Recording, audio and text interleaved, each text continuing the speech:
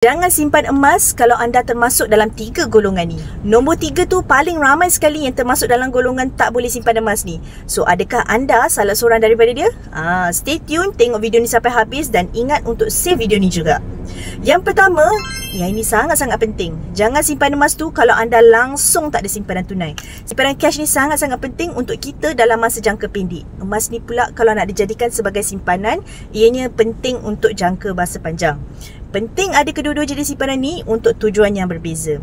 Macam mana nak adakan kedua-dua jenis simpanan ni? Sebagai contoh, kalau dah kira-kira tiap-tiap bulan anda perlu buat simpanan sebanyak RM300 setiap bulan, daripada RM300 ni bahagi kepada 2. 150 simpan dalam bentuk tunai di ASB ke, tabung haji ke, ataupun akaun bank yang berlainan selain daripada akaun bank yang anda terima gaji dan untuk kegunaan harian. Splitkan dia.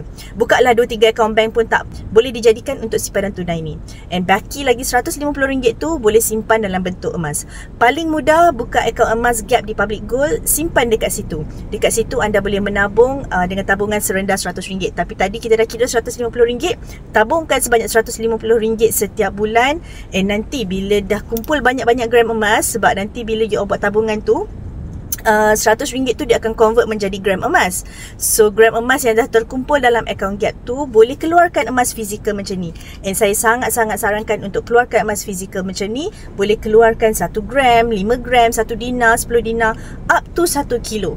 Itu atas pilihan kita nak keluarkan kalau anda apa. Yang kedua, jangan simpan emas kalau anda mengharapkan keuntungan dalam jangka pendek. Harga emas ni dalam jangka pendek dia akan turun naik, itu biasa. Tapi untuk jangka masa panjang, harga emas akan menaik. Dan satu lagi kena tahu, emas ni dia ada selisih harga ataupun spread. Mana-mana anda pergi pun, kedai emas ke, syarikat-syarikat emas ke, ataupun bank yang jual emas ke, selisih harga ni ada, and dia boleh menyebabkan anda rugi sekiranya jual dalam tempoh jangka masa pendek yang belum melepasi nilai spread emas tersebut. So sebab tu untuk dapatkan keuntungan daripada simpanan emas ni, ambil masa 2 hingga 3 tahun dan ke atas. Inilah sebab dia emas dikategorikan sebagai simpanan jangka panjang. Jelas tak?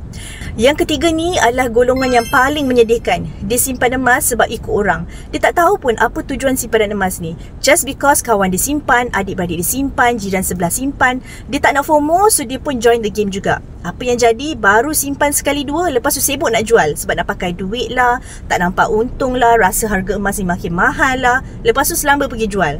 Sedangkan dia sendiri pun tak faham apa-apa pasal emas ni. Bila tak ada ilmu tentang emas ni, dia tak ada strategi yang betul, nak buat untung, nak kaya dengan simpanan emas ni tak dapat. Lepas tu cakap lah, tak untung lah simpanan emas ni, menyusahkan adalah. So jangan jadi macam tu. Apabila anda nak simpan emas, pastikan anda ada ilmu tentang emas. Bacalah buku-buku tentang emas, bacalah buku kat luar sana tu banyak. Kalau malas sangat, search lah dekat TikTok ni, dekat YouTube ke, apa-apa platform social media.